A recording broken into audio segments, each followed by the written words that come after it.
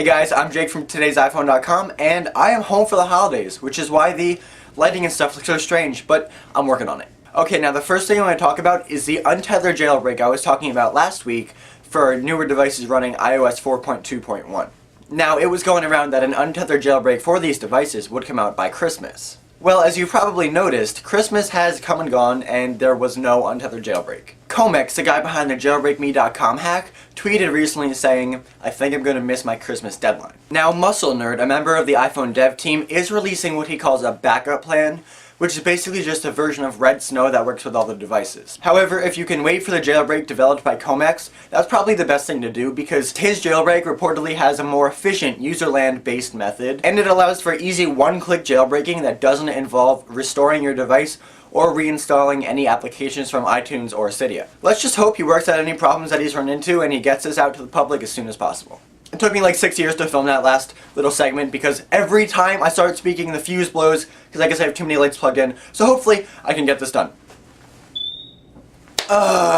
Alright, moving on, I have a couple cool stories for you in the applications department. First, it appears that Skype posted and then pulled off its website a guide to video chat from your iPhone using the Skype application to other iPhones or to desktops. Now, this article had a lot of interesting information about the Skype application, including the fact that you'll be able to video chat over Wi-Fi or 3G, and that if users want to share their screen with you, it'll work even if you're on an iPhone. Now, like I said, the post was pulled, but if Skype is making guides like this, video chat for the Skype application probably isn't very far off. Next, I have some good news for anybody with an iPad. The Skyfire web browser is now available on the iPad. This application is significant because it converts Flash videos on websites to HTML5 videos in real time, so it basically lets you watch any Flash videos on your iPad. This has been available on the iPhone for a couple months now, and it's usually hit or miss. Sometimes it works great, and sometimes it really doesn't work at all, but it's definitely better to have the option than not. The app is $4.99 in the App Store and brings a bunch of awesome features like Flash videos, or a quick view of Facebook or Twitter,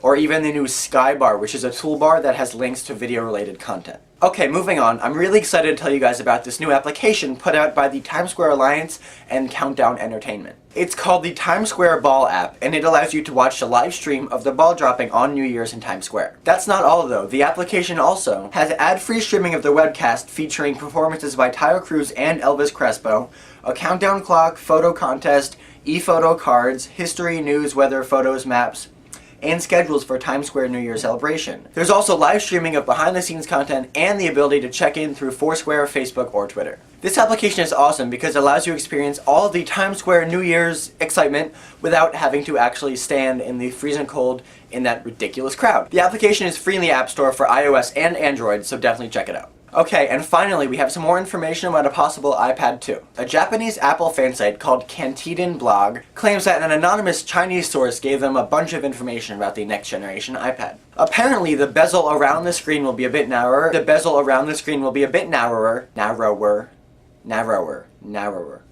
Apparently, the bezel around the screen will be a bit smaller, and the device itself will have a slightly smaller form factor. There will be better audio through wide-range speakers, and the back will be flat, not curved. Now, this information isn't very surprising, but it is exciting to get a bit more information about the possible second-generation iPad. Couple this with the stories of the higher resolution screen and 2 cameras, and we're looking at an awesome tablet that's going to give the Galaxy Tab and the Playbook a run for their money. Well, that's it for this week, guys. Thank you very much for watching, and remember, if you have any comments or questions on anything I talked about in this video, you can follow me on Twitter at TIPJake, and I will answer your questions to the best of my ability.